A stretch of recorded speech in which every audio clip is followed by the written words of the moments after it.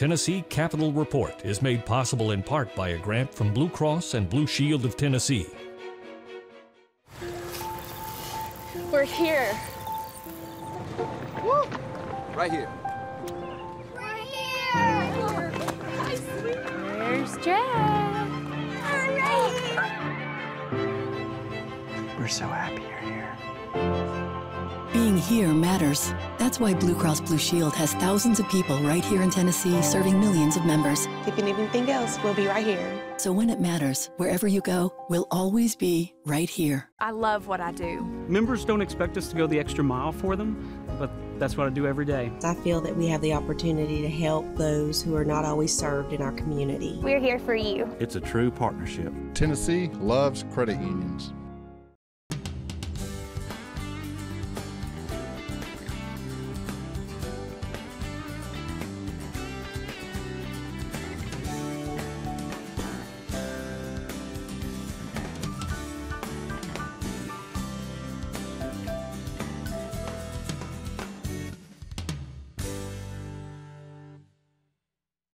Welcome to Tennessee Capitol Report. I'm your host, Chip Hoback.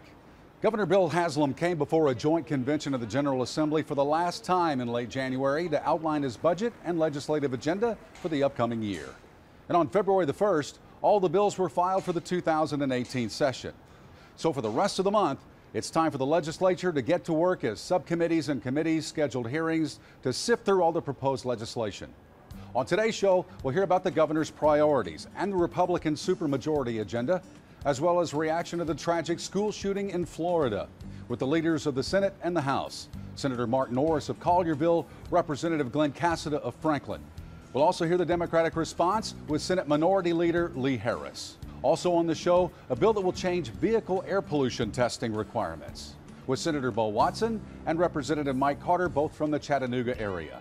We have lots of ground to cover, but first, let's look at a few clips of the State of the State address, a speech that typically sets the tone for each session of the General Assembly. Last week, we announced Tennessee Together, a comprehensive plan to end the opioid crisis that focuses on prevention, treatment, and law enforcement. Our approach will be aggressive with provisions to limit the supply of opioids, provide significant dollars to treat those in need, and to fight the illicit sale and trafficking of opioids. The people of Tennessee have given us this incredible opportunity to be a force for good. Whether, like me, you have one more year, or you intend to be here for years to come, let's use this time, while we have this privilege of answering the call to lead, to be that force for good for the state of Tennessee. Let's decide now that Tennessee will lead. Thank you and good night. Joining me now to discuss Governor Haslam's legislative agenda and the supermajority agenda for the 110th General Assembly are the majority leaders of the Senate and House, Senator Mark Norris of Collierville and Representative Glenn Cassada from Franklin, both regulars on Tennessee Capitol Report. Welcome back, gentlemen. Great to be here. Thank you for having us. One of the top things that's been in the news lately after the school shooting in Florida is guns, gun control. What can we do to make our schools safer? What is this session of the legislature gonna take on with this? Several things had come up about how do we and where do we take our guns. I think the committee has been very prudent by saying we like the permitting process that's in place. It allows citizens that should not be armed, not to be armed, but yet at the same time, it guarantees our Second Amendment rights. And we're in a good spot in Tennessee, and I like where we are. Some states are proposing red flag laws where someone can raise their hand and say this person's a problem and create some kind of vehicle for the police or the FBI to go and seize those weapons. Anything like that being proposed in Tennessee? Chip, we want to make sure that the left hand knows what the right hand's doing. All too often we find that different departments, courts, law enforcement agencies aren't communicating effectively with one another. We have some requirements in the law, but I think we want to look and make sure that those are written as clearly as they need to be, that they can be enforceable, and that there is adequate communication to preserve that security, the safety, sort of the sanctity of life in this arena. Have things changed since this last school shooting? It seems like some of the people are thinking that this might have changed something. You feeling that? I don't see it. The average Tennessean understands the need for the citizens to have their Second Amendment rights. When our founders of our country intended not only to defense of their homes, but to be a well-regulated militia. Thomas Jefferson spoke very frequently about how that an armed citizen keeps a tyrannical government at bay. And that's one of the purposes of the Second Amendment, is to keep a tyrannical government at bay and defend your home against criminals, burglars, and those kinds of things. Well, we want to keep the schools safe, and I've seen devices where you slide them in the doors and they lock the classrooms down. Williamson County Schools kind of reinforced their security by shutting down for a day and just focusing on it a little bit. What do you think needs to be done to make our schools safer? Well, we actually took some initial steps in last year's budget to provide for new locking devices in some of our higher education institutions, and it's not an area that we have neglected to look at, but now maybe more comprehensively. The mood is right, sad though it may be, for us to get together again and say, okay, how are we doing? Because there's no single fix. It's a concern we have had and a concern we continue to have. We had the School Safety and Security Act several years ago. The resource officers who are provided, the right to carry on campus, faculty, that sort of thing, all needs to be revisited. And people need to know we're not insensitive. It's not. The Second Amendment has limits, and we've acknowledged that in our laws. And but folks have rights, and they need to be preserved along with their lives. Last month, the governor gave his last State of the State address, and you guys worked to carry on his agenda. What are some of the key things that you're focused on to help the governor? There's a couple of things he has that Tennessee needs to address. Opioids. We've gone from about 9 million micro morphine equivalents to about 6.6. So there has been some progress made on previous legislation, but we have about 3 people a day dying in Tennessee from overdoses. And so we need to rein that and bring that under control. And what the governor's proposing, I think, takes us a long way to solving and to addressing and to controlling the misuse of opioids. A lot of times there's a lot of finger pointing on whose problem this is. Is it the pharmaceutical companies? Is it the distributors? Is it the doctors overprescribing? There's a lot of people creating this problem. Yes to all So those. how do we fix that? And I think accountability, I think record keeping, I think there are several things that the governor's bill holds that will address that. Yeah, there's plenty of accountability to go around here, and currently the physicians are concerned that we may infringe upon their rights to prescribe and treat, pharmacists and the like, but that's typical. Anytime you have a problem like this and we have to peel back the layers and find solutions, people are going to come and be defensive, whether it's in this or in education, restructuring boards. We used to say if you don't have a special interest, you don't have an interest. So people come forward, and that's part of the beauty of the citizen legislature. They come, they're heard, we take into account their concerns, but also the need for us to move forward. And really, I think that's what Governor Haslam's trying to do on a number of areas, is to make sure that we advance the ball, that we maintain the momentum that we've built over the last 8 years, that we don't have these impediments, whether they be from drug abuse or whether they be from misalignment of educational opportunities. He's trying to restructure the University of Tennessee board to make it consistent with what we've done with the other Board of Regents, the Focus Act, and all of that's designed to make sure that we've got an efficient and effective pipeline to prosperity. So we want to avoid drugs, we want to have an efficient school system, we want to make sure that adults can reconnect and that students can advance, and that he leaves in place with our work here a solid foundation for the future. Well, speaking of education, what are some of the changes? He's known as the education governor. There's been so many different things, people being able to continue their education, people being able to go to college for free or subsidized anyway. What are some of the major changes that are going on in the education for his last term? Well, just as of about a week or two ago now, Reconnect for Adults finally is online, and I hope folks at home are seeing what opportunities are available for adults, non-traditional learners, to go back and finish tuition-free, in most cases, their education. As we've talked about a little bit of the streamlining at the higher education level, but also we have legislation to facilitate apprenticeships, work-based learning. We hear a lot about that. We've been doing a lot of work in this area, but there'll be legislation to take that even to a higher level so that individuals in Tennessee can work, earn, and learn all at the same time. Senator Norris, Representative Cassada, thanks as always for having leadership on our program. We appreciate that. Pleasure. Thank you. On our last show, we provided an overview of the General Assembly's move from Legislative Plaza to the refurbished Cordell Hull building as their new office space. Making Cordell Hull suitable for the legislature's needs was quite a task, and we wanted to take a more detailed look at the project with architect David Plummer. Take a look. This building was built in the early 1950s, and there was a strong public impression that the building was worn out and beyond its useful life, and it really just needed some love, needed to be fixed up. One of the reasons why there was so much interest in saving this building was when you walk in the building, you notice immediately that the walls are marble, the floors are terrazzo, and it's pretty great stuff.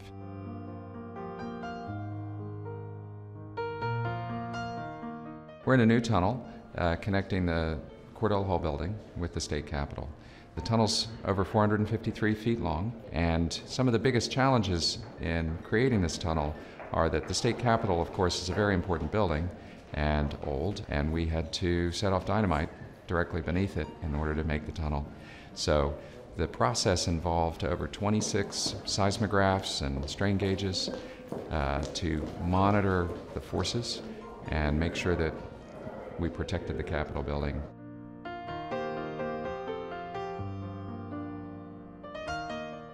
The legislature is where lots of big committee hearings and votes and things like that take place. So there's a lot of gathering in large rooms, which they call hearing rooms. So one thing that we had to do was to take out some columns and take out some floor space to create double height spaces for the hearing rooms. There was a column in this particular room, for example, and we took out 4 bays of the second floor above this so that we could raise the ceiling and create a space that's appropriately designed for the sightlines, acoustics, and the importance of what goes on in these rooms. Everyone seems very pleased with it. Having 7 committee rooms instead of 5 makes scheduling easier, makes the system more efficient. This building has allowed all of the legislative departments and functions to be combined into one building. In the end, it's really a wonderful thing to have saved this building and to have repurposed it.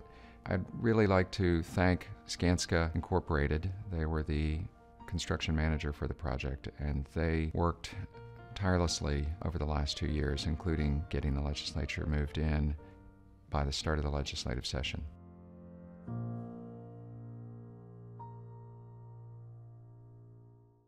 Joining me now for another view of the 2018 session is the Democratic leader of the Senate, Lee Harris from Memphis. Thanks for being on the show again.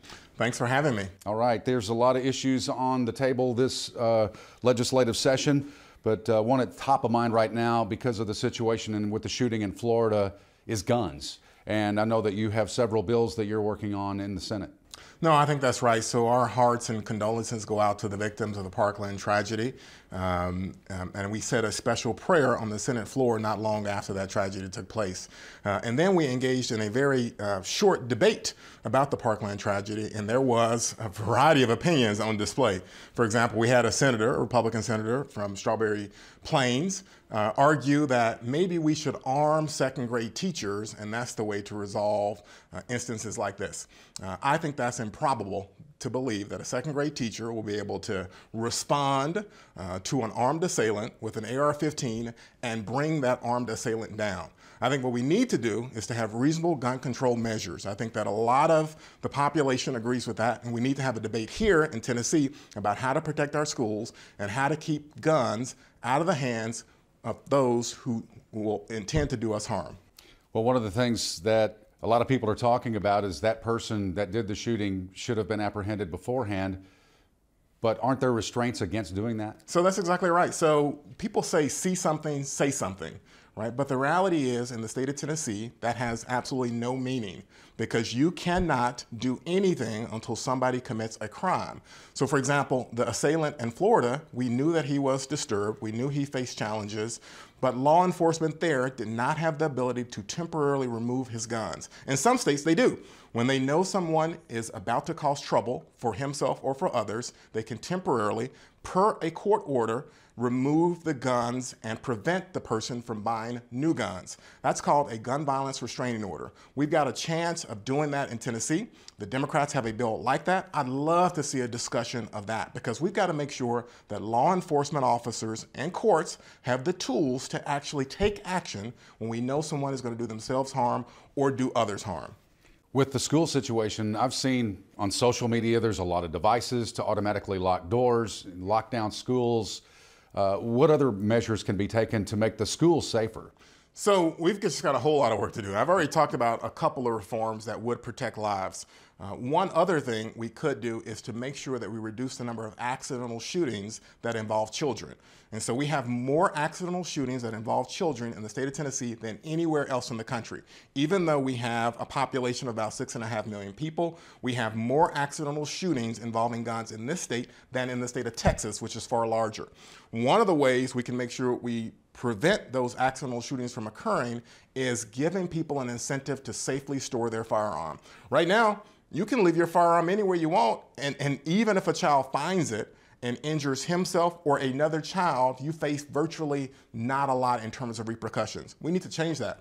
Democrats have had a law for many years called Michaela's Law that says if you negligently store your firearm and a child is hurt, you should be criminally liable. I think that's common sense. I think the vast majority of the public agrees with that, but we cannot get anything done on those kinds of laws. And so therefore, we continue to lead the nation in the number of children that are accidentally shot when they find a gun that is not safely stored. Let's talk about some positive things with education. I know that the governor has been known as an education governor, has gotten a lot of programs done in higher education, paying teachers more.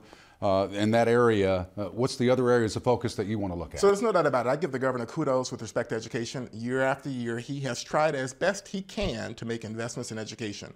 But the point is there's still much more to do. We are still towards the bottom of the pack in terms of education, and I'm from a community, the city of Memphis, where there is a lot of improvement that could be made. And I think one of the focus areas has to be, and on our side of the aisle, we think one of the focus areas has to be pre-K, early childhood education. Because if you start school behind, many of those kids never catch up.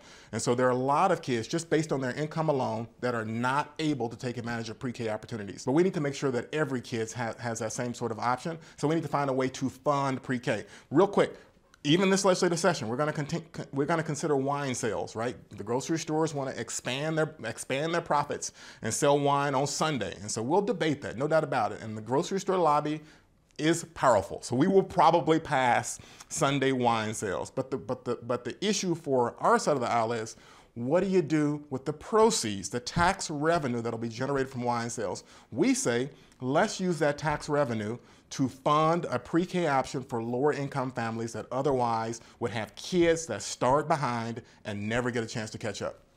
Senator Lee Harris has been our guest. Thanks for being on the show again.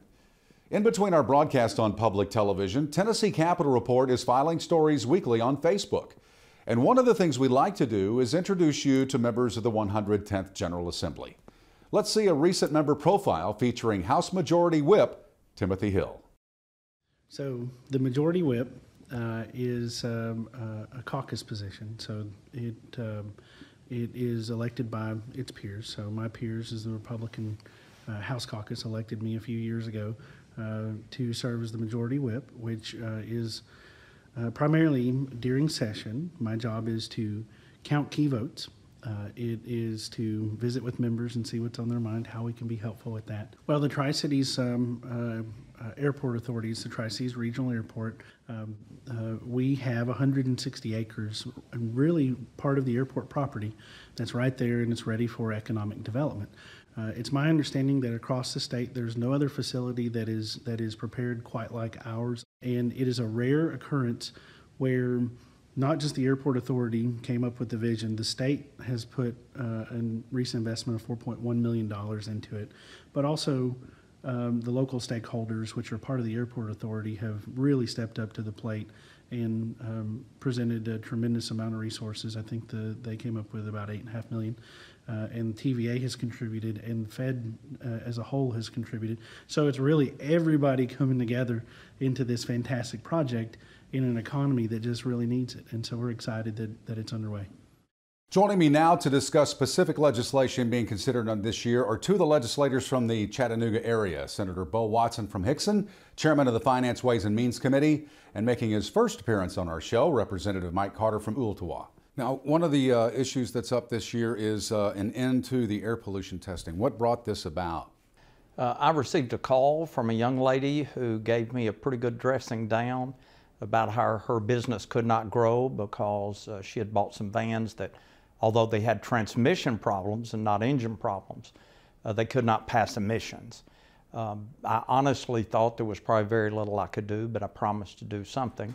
A few nights later, or a few weeks later, I discovered through an announcement on television that Tennessee had met all air pollution standards in all 95 counties, only state in the nation to do so.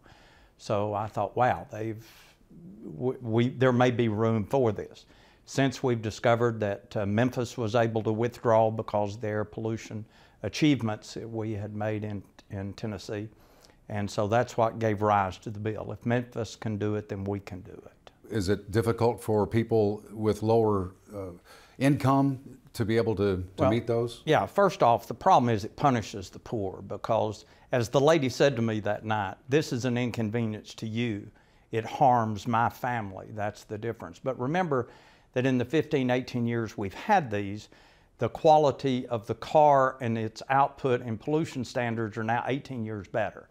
So that's a dramatic improvement. I'm asthmatic, that's very important to me. So we want to make sure that we maintain those standards, yet we don't punish the working poor with the obligation to meet this standard. If another standard needs to be in place, for example, Knoxville limited tractor trailers 10 miles on either side of its city limits, and in exchange for that did not have to do emissions testing. So we're open to any other change that is required to meet and to keep our air clean. Yeah, this is how government regulation is supposed to work, actually, if you think about it. So in the early 2000s, we had a problem with ozone and unclean air in 6 counties. So you put in a regulatory process to correct the problem. So now you come along 10, 15 years later, and the problem's been corrected. So instead of doing like the federal government does, which just continue on with the regulation ad infinitum, we've asked the legislature to take a look at this and say, okay, is there another strategy that we can now employ that has less harm on the public in terms of financially and still accomplishes the same means, which is keeping clean air. Nobody wants dirty air. That's a foolish argument. But you don't just keep doing something once it's accomplished its goals. And state government is really good about looking back at its regulatory structure and saying, do we still need to continue doing that or not? That's what we're asking the legislature to do. We think we have a great argument, and I think you'll see us move this bill forward. We will have to put something in its place because we've got to maintain the clean air, but it can be much less onerous than the current emissions testing process. One other thing that you've both been involved in over the years is de-annexation. What is the status of that, and what does it accomplish? Well, I'm going to yield to my House member because I have done all the heavy lifting at this point and gotten it out of the Senate. It's now sitting in the House, and I'm waiting for him to take it up. Yeah, we're ready to go. The first draft of the bill hit my office last Thursday and is being redrawn today. We've already passed it in the House. It went to the Senate. It failed in the Senate. When we came back the next year, Bo ran it and was able to get it passed in the Senate. So I'm picking up where we passed a bill 2 years ago successfully to run it. There have been some minor tweaks to the bill since then, but I would expect passage in the House. It will not mirror the Senate bill. I'm not running the Senate bill because there are a couple of little, I think, minor changes that need to be made, and if we're able to pass it in the House, then we'll go to conference and work those out. It applies only to those who were annexed into the city without their consent, who had no choice, who were kidnapped and taken into the cities. It only allows them to de-annex. Our bill only allows one opportunity over 2 elections to get out. I think the Senate bill allows it to go on forever and ever and ever. So I've had certain mayors suggest that we need an end to this. I look at it as a reparation for the harm and the ill will created in the past, and once it's done, then I want it to go away. Whether we can work that out or whether it needs to stay will be matters that we'll just discuss and decide at that point. A lot of work to be done on both sides. Thank you both for being on the show. You're welcome. Thank you. All right. Thank you. Well, that's our program for today, but we'll be back for another month of legislative highlights and interviews on March 25th. So we hope you'll mark your calendars to join us and set your DVR to record the series. But until then, join us frequently on Facebook for exclusive content and weekly video reports. It's a convenient way to follow this year's session of the General Assembly on your smartphone, tablet, or computer. Replays of our show are also posted to YouTube and linked to our Facebook page. So there are many ways to follow the coverage provided by Tennessee Public Television. Thanks again for joining us on Tennessee Capitol Report, and we'll see you in March. I'm Chip Hoback.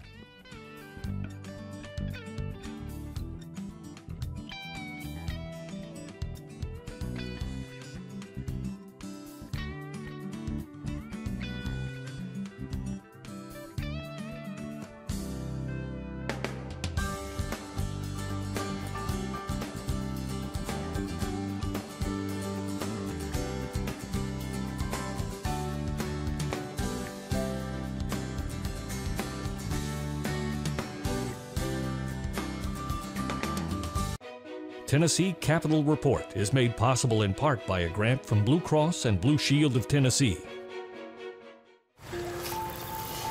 We're here. Woo! Right here. We're here. There's Jack. We're so happy you're here. Being here matters. That's why Blue Cross Blue Shield has thousands of people right here in Tennessee serving millions of members. If you need anything else, we'll be right here. So when it matters, wherever you go, we'll always be right here. I love what I do. Members don't expect us to go the extra mile for them, but that's what I do every day. I feel that we have the opportunity to help those who are not always served in our community. We're here for you. It's a true partnership. Tennessee loves credit unions.